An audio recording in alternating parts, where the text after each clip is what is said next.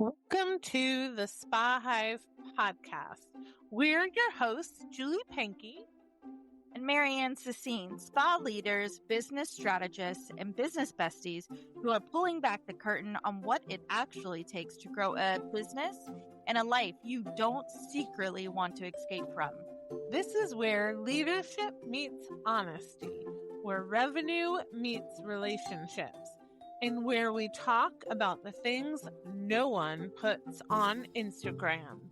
So, if you're a business owner, an entrepreneur, or a high achiever who's building something meaningful, but also navigating team dynamics, burnout, boundaries, and big goals, you're in the right place.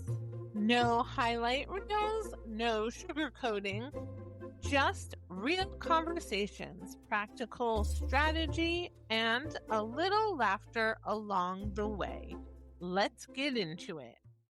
Hello, and welcome back to the SpaHive podcast. I'm Julie Pankey, your host with my business bestie, MaryAnn. Good morning, MaryAnn. Good morning, Julie. Good morning to our listeners. Julie, how are you? I'm great. I finished all my beverage. Wow. I know I have nothing to do but talk through this podcast now. I ate my breakfast and drank my beverage. Oh, we have your full undivided attention. I love it. Great. I'm good. I finished another book. I'm really excited. I'm a little over 50%, I think, towards my goal of 2026. Okay. I find summer is a good time for me to blow through some books because I pick easier reads for the summer. So I just read, my first beach read, which is One Golden Summer, I think is what it was called.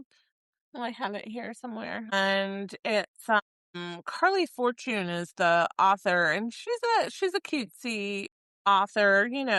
Her last book was a New York Times bestseller, and this one just was released, I think, last month. So it's on its way to becoming a New York Times bestseller. So I enjoy her. That was a good first beach read. And I read it in a week, so that was really good for me. Because I get to the point of some of my books, well, most of my books, you get to like the climax, like the midpoint. You get to the point that then you want to know the rest. Right. So you got to gobble it up. Yes, exactly. Or read the last page, which I used to always do, but I don't do it anymore because I don't want to not be excited about reading it. Yeah, I mean, that's a little like psychopathy. I feel like reading the last page when you're not there yet. But sometimes I would read the last chapter. Okay, yeah, that's crazy. But I'm glad you're not doing that anymore. And I think this fall, I really wanted to. I think this fall you should join a local book club. I probably won't do that because they pick books that I don't necessarily like always. Okay, but so I have been invited to join the book club in my town, and I have declined a few times because I said, you don't pick books that I like, and I don't want to read books that I don't like. And so they said, oh, well, in September, we're going to do Theo of Golden. And I said, okay, great. Then I'll join in September for that book. Yeah, well, that's perfect. Because, that was a book I read earlier in the year. But, they read all these, like, I don't know, but not books that I like. So. Like what? What is this? What is your Some of them are books like you've just never heard of, and I've looked them up to see if I think that I would like them because, I'm not a book snob much, but I like to read like newer books, like let's say in the last 5 years, because I went to the bookstore to buy a book the other day and I asked for one of the books and he's like, that's from like 2022. And I said, yeah, I know. I can't even remember what book it is right now. One of the 3 that I bought. So it must have been the one I'm about to read now. what's it called? Another summer title, Just for the Summer. That Abby, what's her name? Abby Jimenez or something? I don't know. And she writes a lot of books. And I went to like one of those independent booksellers because I love to patron him when I can, Yeah. because he's competing with where I went next, which was Barnes and Noble. Yeah. So I was able to I got the Calamity Club there because he had it, and I keep hearing about it, and it was not Yes. on my list. And so I was like, well, and I always feel like I want to buy something from him. So I bought that Uh-huh. book, um, which is a massive It's so big. It is that supposed I to be. I feel like this book has taken over like some of my feeds because I just see it randomly start popping up. And so when you said, "Oh, I got the Calamity Club," I was like, "What?" Here it is again popping up in my face. But it's so I big. know. It is so big. And he goes, he's an old guy, and he goes, that's definitely not a beach read Yeah, right. because that book is so heavy to be laying at the beach Yeah, and read it. And I said, that's so yeah, funny. I'm going to save this one for my fall read. I said, Right. I already have my summer lists good to go. And they're all summery, devourable books. I love it. Um, Yep. Come in. Well, I'm glad that you are on the summer reading train. We'll have to figure out what we're reading next together. But yeah, we could do Calamity Club. absolutely not. It would take me a half a year. I think it would take me too long, honestly. Because I sometimes I have a hard time with things that are that long, like staying engaged in it. But what are we talking about today, Julie? I don't think it's books. No, I wish it was, but no, it's not. We're talking about how to stop being the hero and why great leaders make themselves less needed. And, I know that you've probably heard me say it in my career, our career together, that, I was taught early on that a good leader works themselves out of a job. Yeah. And I always kept that kind of in my mind, right?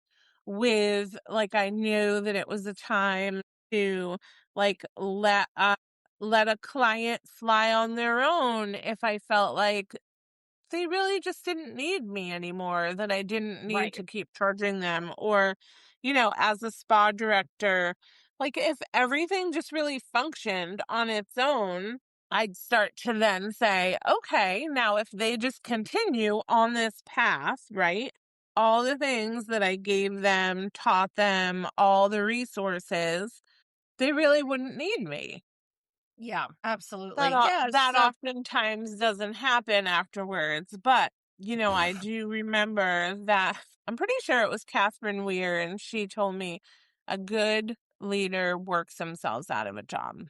So, I mean, have you ever caught yourself thinking, if I don't do it, it won't get done? I just had this conversation with somebody yesterday. Or maybe you've come back from vacation to like 100 texts, 1,000 emails, and felt secretly a little proud that everyone needed you and couldn't function 100% without you. The hard truth, No. though, is No, being leave me indis- alone. being indispensable might feel good, but it isn't the goal of great leadership. It is not the sign of great leadership. It's a sign of dependency. Yeah, I feel like we have stumbled upon this leadership track here. And, our last episode, which was the leadership audit for your business. So if you haven't listened to that, you should hit pause and go listen to it or add it to your playlist for later. But that was really a great podcast because we went through some of your standards of leadership, and I really liked it because it yes, we're talking about businesses, but in any type of kind of community or group, you're a leader, right? Whether it's the leader of your home, your PTA, your your volunteer group, whatever it might be. And so I found that podcast really relatable, even if you are not specifically a spa leader, right? Especially for any businesses. And so we're continuing that this week. And this topic is great, again, for any business you might be in. So yeah, I feel like it always feels good, to be indispensable, right? There is a sense of you feel like a little bit of job security, which is nice. But when you are the leader or when you are the owner that is also the leader, that's where I feel like you get stuck. Mm-hmm. You get stuck because now you are no longer scalable, right? You're the one Right. that holds all the keys to everything. And now you're stuck. Right. I was just thinking about the leadership audit, and, we were going to ask our family members to give us a leader audit in our homes. And I wondered if you did. I did. They said I was perfect. Well, Gary said I was sweet Oh my God, Gary. and very particular, borderline on demanding. Yeah, I could. No, I mean, I can't see that. I have no idea what you're talking about. I just got back from taking both kiddos to the lake house to visit my parents down in North Carolina. So I felt like if I were to ask that question now, I would have a praising review, right? Because my husband got to stay at home. I mean, yes, he did work. He certainly did work, but I mean, what is like he's working as if he was a bachelor again for like literally 5 full days. So if someone had asked him then, I'm sure it's raving reviews. But I would say he probably would say maybe that I'm not demanding, but I'm a bit critical. That's Mhm, what mhm. he usually says. And like we have talked about this before. It's like, like they try their very best, and that's the problem. Is like you can only give them so much grief because it's not like they're deadbeats, right? They're Right. not like bad husbands or anything like that or non-participating members of your family. But you're just like sometimes you miss the mark. Like why did you do it that way? So I think Right. sometimes I might be characterized as a bit critical. No, no. Yeah. I mean, that's probably what Gary was meaning to. But I mean, like this morning, I was telling him something on the phone, and then he asked me a question about the exact thing I was telling him on the phone. And this is what I say. I just said blah, blah, blah, blah, blah, blah, blah, blah. And he goes, "Oh, I didn't catch it." And then I I'm didn't like, catch it. Yeah. how did you miss half of our Yes. conversation? Why do I Yeah. bother? So that is relatable back to work too. Because, I think about, as a leader, it's not about being less valuable. It's Yeah. becoming effective in a way to teach your team to thrive because of your leadership Yeah. rather than you constantly rescuing them. Right, right. A study out of Harvard Business Review said 80% of leaders say they struggle to delegate effectively. Most leaders don't struggle because they're controlling. Surprise, surprise. They struggle because they genuinely believe it's faster. They just do it themselves. I mean, that definitely is true. But I do feel like sometimes leaders are controlling as well. So, every time you rescue someone, instead of coaching them, you're teaching them that they don't own the problem. And I Right. remember when we would be working together, in an operation, you would always be like, you really got to own this. Who's going to own this? You're going to own this. And I I probably still wanted to, say that. yeah, I probably want to knock you upside the head. But it is I still true. say this. I literally said it yesterday. See?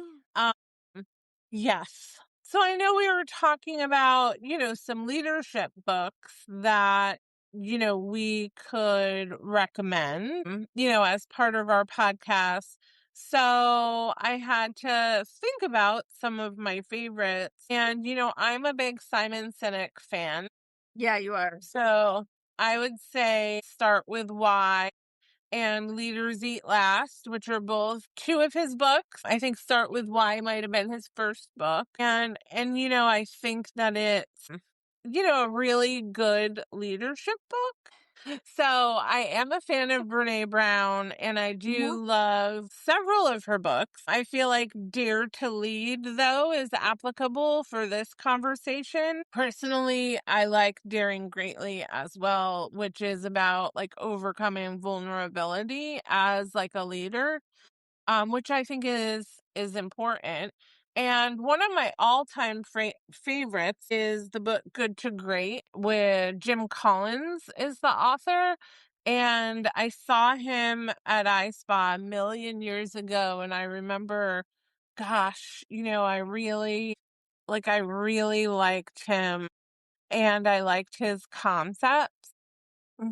And then there was one more I was thinking. Oh, Unreasonable Hospitality, which, has a lot of hype right now or over the last few years. Also, someone that was at iSpa, but he has, a really good way of how like service and hospitality, like we don't just serve our guests, right? We like serve the people that we lead as Yeah. well. So it's like more for service leadership. Okay.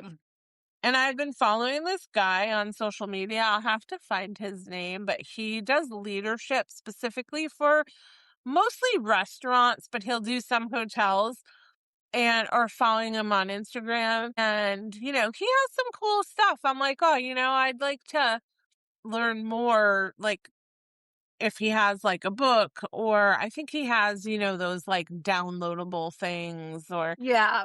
but I really liked him. And there's one that I wanted to read, but I've been trying to, focus more on novels instead of business self-help books, because as you know, that's what I mostly Yes. read.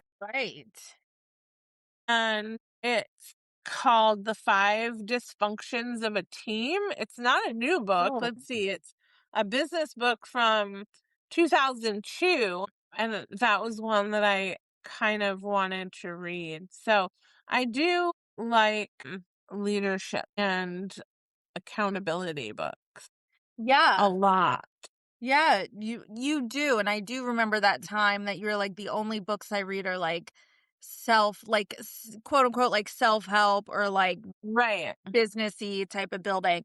So we will put all of these books in our Yeah. show notes so you can see, some of these great titles that Julie likes to incorporate in her leadership coaching. I do find it funny, the Simon Sinek Leaders Eat Last, because in my head, I'm like, all right, Julie, you go ahead and eat last, but you better freaking make sure there's some food left for you. Because if there is not, there will be hell to pay. Just make me laugh. And then I was like, thinking, I was like, yeah, go ahead and eat last. Only if you have a MaryAnn that's telling you that you have to eat or you're going to like crash out. You're a bit better with it now. Yeah. But Yes, I am. I'm more self-aware. yes, I do remember the days where you would literally have gone through like an entire workday and worse, an entire event without having one glass of water. I know. I know. Uh, I'm much healthier now. yes, you are. So why does being needed, feel so rewarding? And I think that's the thing, right? We all have like, let's call it egos, right? And it feels rewarding, right? It feels rewarding as a mom when your kids want you over anyone else. It feels Sometimes. it feels rewarding, as a business owner, right? Or as, the PTA leader, that just no one can do it as good as you. that plays into your ego. It strokes your ego. It gives you purpose. It makes you feel important. Ask yourself this question, as a leader. Do people come to you because they truly need you or because you've trained them to do that? And I'm going to ask that question today because that's applicable to a one-on-one meeting that I had yesterday. Yeah, so I was going to ask, what's the difference? What's the difference between the two, and like what answer are you looking for? Well, neither. They're both bad. So it's a trick question. You're tricking them. So people should come to you because they truly need you. It's a situation that they can't handle themselves. They shouldn't have to come to you for every single thing. I'm going to take my lunch now. Is it okay if I go to the bathroom? I can't, I don't know what else, but so you're not training your co-leaders of the PTA. You're not training, kids group that you lead. You're not training the people you work with. You're not training, potentially like your kids to think on their own and, be a little bit more of being able to have some autonomy in certain things if they have to come to you for every single thing. Yeah. Like, I think, for example, like, our grandson, Carson, like my stepdaughter, she has a shelf, in her pantry that Carson can reach. And Yeah. in that shelf is where he can get his snack. Yeah. And so he like has autonomy to say, I'm going to get a snack. And she says, okay, go get a snack. Right. And he goes in and he chooses what he wants. It could be, one of those applesauce things that you turn the thing. It could be the, cheddar bunnies. Some kind of Yeah. bars, Bobo. Maybe they're called Bobo bars. I think that might be what it's called, Bobo bar. Think. Is that what they're called? I have no Yeah, idea. Bobo bars. I'm What's such a good memory. And I've never so seen yours. Huh. that like helps, so that you're like training your team similarly to training a child is like how they, can function on their own step by step by step. Right. We And don't say so training a child anymore. what? That's we don't say training a child anymore. Why not? I don't know. It got canceled because I guess like children are not pets or something. I'm not sure. But I would say my kids need to be trained. So I don't know who's saying Well, that. I But mean, unless you want to raise useless human beings, I mean, isn't that our goal as parents? useless. To raise like, respectful, kind, responsible human beings. Yes. So funny because I was listening to this podcast. I feel like our podcast is going in so many different directions today, but I'm sort of loving it. I was listening to this podcast on my way down to the lake the other day, and it was called Unschooling. And my Mm-hmm. sister had sent it to me, and she's like, you got to listen to this. I feel like it's something like just the concepts I think you would have like some opinions about. And so I'm listening to this podcast and I'm cracking up halfway through it because, so like unschooling, right, is like this whole big terminology in like child rearing. It doesn't really it doesn't coincide with homeschooling. It's really kind of completely different. But the woman was like, yeah, like we need to realize that kids are full humans and like they can blah, blah, blah, and they can regulate their emotions and they know blah, blah. And I'm like, no, that's incorrect. And I was like, that's where I think the problem is like, yeah, like, yeah, kids are full human beings when you think about it, right? They have all the parts of a human being, but like their brain is not developed. Like that's Right. science, right? It's not developed. So and so it does go back to like sometimes you do need some training or maybe coaching if you want to call it for your child. But in this Right. podcast, it made me laugh just because the whole time, I mean, mind you, the whole time my two are in the backseat rotting their brains on like iPads, which is fine, whatever. But the whole time they're talking about how like kids are like, they already have it all figured out. And I'm like, that's a lot of responsibility to put on a kid too. Right, right, right. Well, I remember saying to Emma, when Layla was probably like 3 or 4, and I said, she's so kind. I think that she's such a kind spirit. That's what I said. And Yeah. I said, I think she must have just been born a kind spirit. And Emma's like, no, we made her kind. I And I'm was like, like, I don't know. I just sort of feel like, some people are born a certain way and Yeah, you I can't do think some of and it you is can't train personality. certain things out of them either. No, I agree. And that is also You have like to learn to like focus it, whatever it is, like some harness. things. But also it probably was trained too. You know what I mean? Yeah, It was I think it's too. I always think it's kind of like, is it nurture versus nature?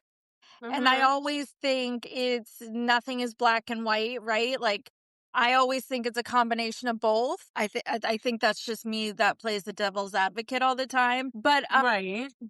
it's kind of when we talk about leaders that are in positions that you keep pouring into them and you keep pouring into them and teaching them and their leadership skills are just it's not clicking, Right, and so exactly.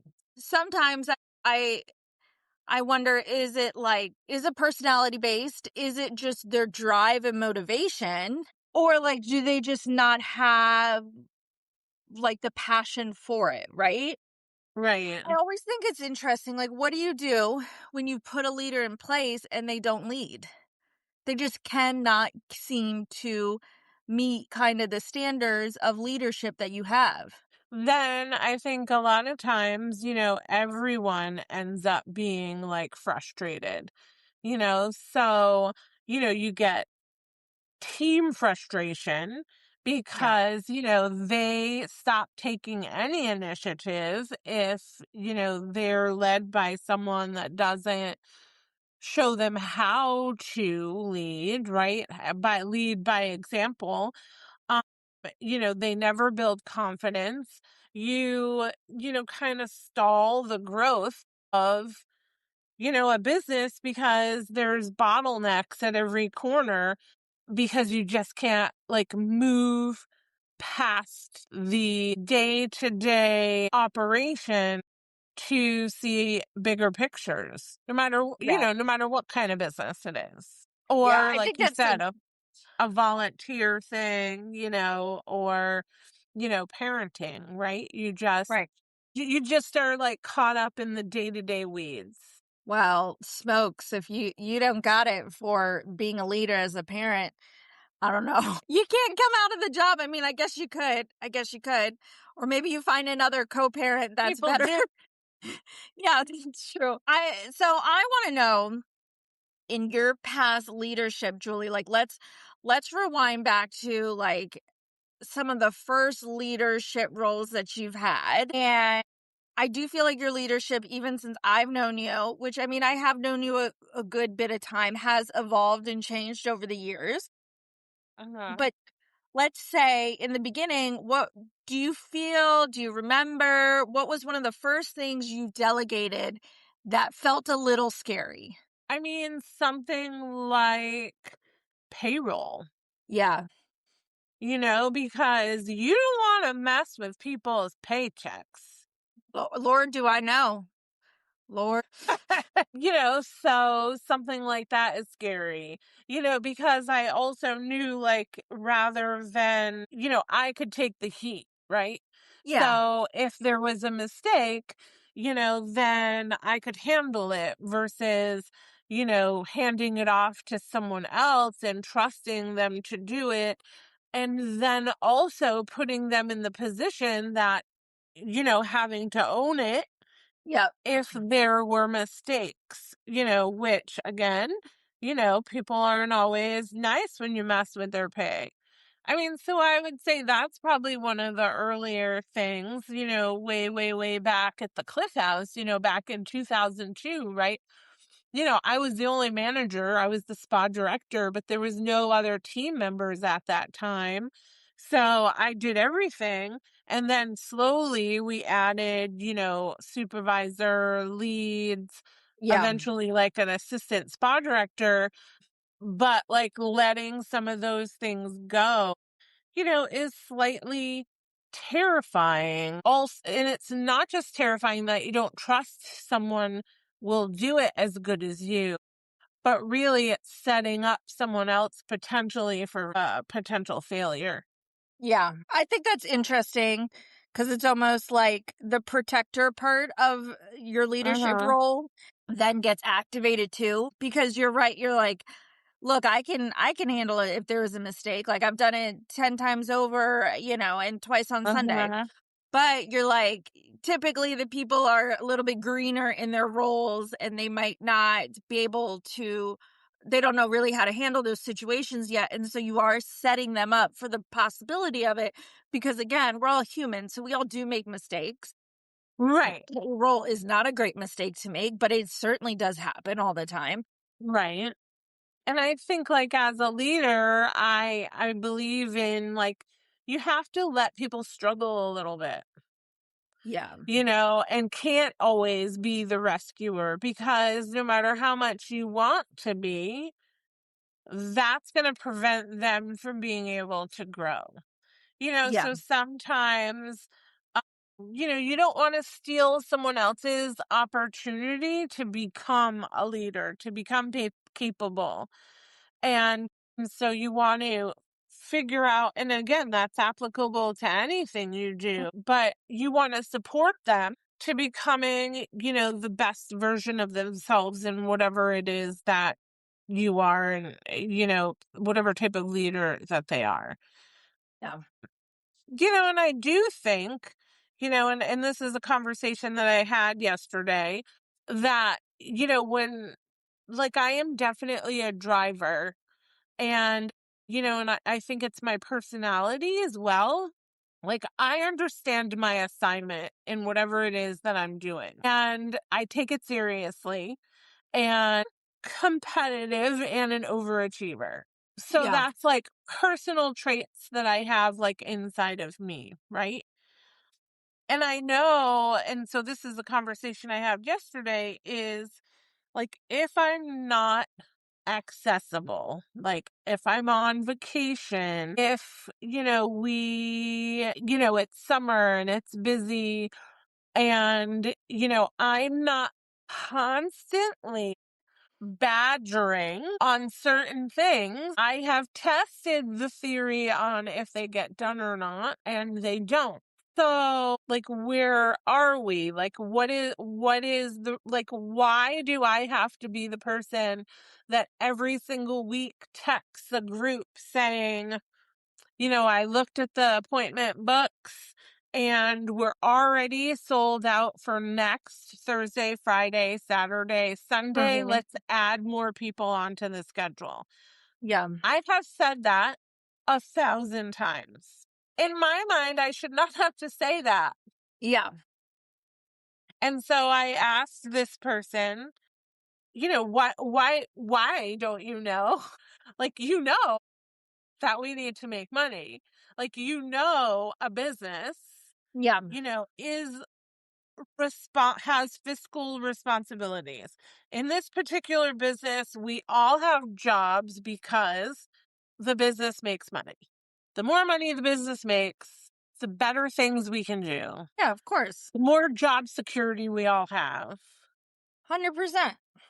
So why am I the only one that cares about adding more people on a Friday and Saturday? What was the answer? The answer was I know. I always think that someone else is going to do it, so I don't just drive it myself. And I said, well, my expectation is that you do now. Yeah. And, maybe it's as simple as saying, all right, maybe they in their personal calendars, right? Put whatever day it is, like if you're trying to fill for next week on a Tuesday or whatever, and every week they have that task on their Tuesday. Look ahead to the next week, fill those spots. Exactly. I, Good example. And you I know, said, we were commended for, June being the highest revenue month of all time for this particular spa, by, our leadership. And I said to our leadership, I said, I am the captain of the ship, right? I am yeah, the driver. It's the team that makes it happen. And I said, my two supervisors accepted the assignment that I put out there and delivered, not my two managers, my two supervisors. I yeah, didn't say that, but I'm yeah, saying yeah, it here. yeah, And both of these two supervisors, I, added people on, sold out appointments. Like they understood the assignment and they executed. And we made the most money in June that this spa has ever made ever in a month because of that driver. So as a leader, I think, that's a great idea and I might use it, MaryAnn, saying, "Hey, I want everyone to put on their calendars on a Tuesday, on a Sunday, on a yeah, whatever it Wednesday, is. whatever day, uh, to look ahead." Imagine having 4 people looking ahead Yeah, instead right. of And they just can, right. 1. I mean, just, obviously communicate to Yes. not Yes. asking multiple people to fill the same spot, right? But Right. I think that's part of it. And like, that's part of like this leadership coaching is like looking at specific examples and trying to troubleshoot them. And then eventually they'll use those solutions later on when they're like, Mhm. oh, right, I can do that. Like I did this, I can solve this using what I did before. And then it becomes a confidence builder. Yeah, it definitely becomes a confidence builder and also becomes, an accountability thing because Mhm. you as a leader you have given them a solution. Now they can like mold that solution to fit whatever fits Right. for them. So if it's not a calendar reminder, it's a giant post-it, or if it's a automatic email that goes to their inbox every week, whatever it is. Right. Imagine if I could figure out those automatic emails. Oh, I'm loving that. I mean, you I'm gonna ask me, figure that out in I can Outlook. figure that out. Yeah, You you can. figure that out for me in Outlook, and I'm gonna start creating some automatic emails in Outlook. Yeah, That would be so great. But I think, it's important to let people make mistakes.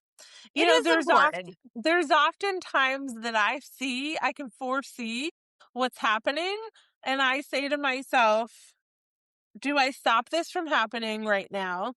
Yep.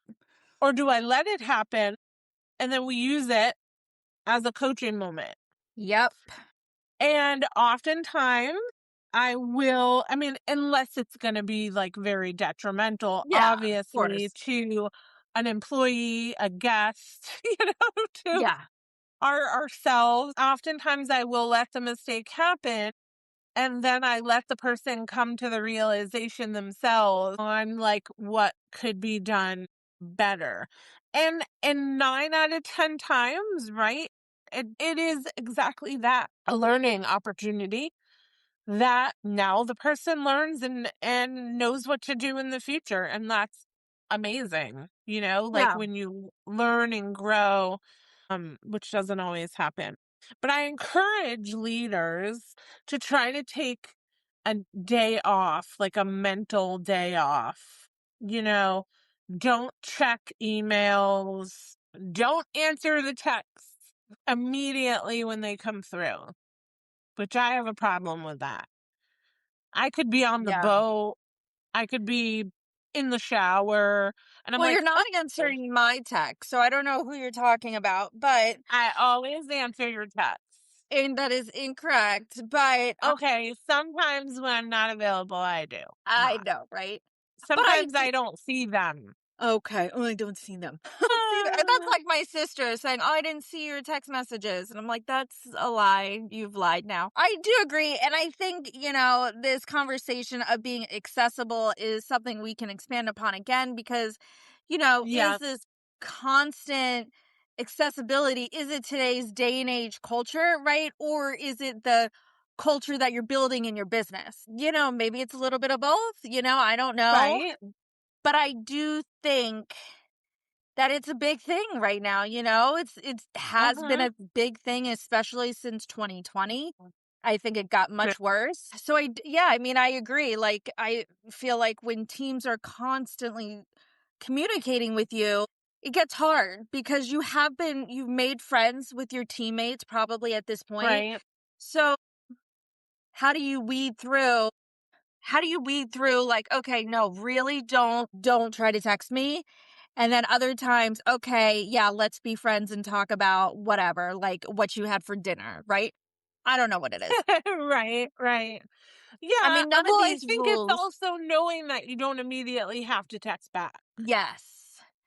Yeah. It's Sometimes, like we emails. have that problem that we're like, "Oh, I gotta text back right now," but no, you don't. Yeah. I mean, and I have that problem too.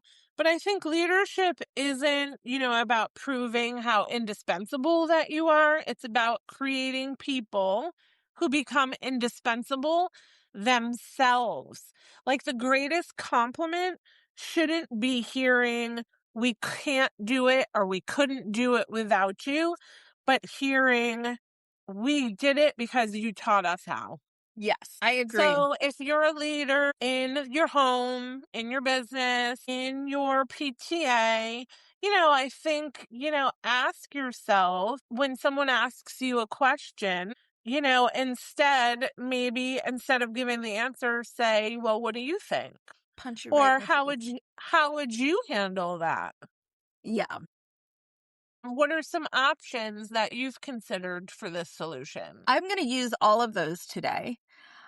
Um, and Then let's we're going to And see how that Christian goes. is going to surprise you at how capable he is to making that Oh. decision on if he should go running with the neighbor kids throughout the yard, throughout the neighborhood or not. Oh, yeah, he'll tell me his decision. That is never a problem over here. Very much already knows the answer to the question before he asks and doesn't care about what answer I have. Ugh. How about Miss Penelope? She'll entertain my no's or whatever my answer is. She'll still entertain it. But then you'll get Christian right behind her being like, no, don't you really think this? God bless me. So, yeah, that's all I got. So have a great week. We'll see everyone again here live in our spa hive. Take care, everybody. Take care, MaryAnn. Thanks, Julie. Listeners, remember to check out our show notes and you can pick up some of those leadership books that Julie talked about earlier as well. They're great resources and we'll see you next week for another amazing topic. Bye. Bye, Julie. Bye, listeners. Thank you so much for joining us today in the Spa Hive. If this episode sparked an idea, made you think differently, or just made you feel a little less alone in business or life, share it with someone who might need it too. Don't forget to follow the podcast so you never miss a conversation. And check out the show notes for links, resources, and ways to stay connected with us, including the Spa 101 course taught by our very own Julie Pankey. We're so grateful you're part of this community. And we'll see you next time.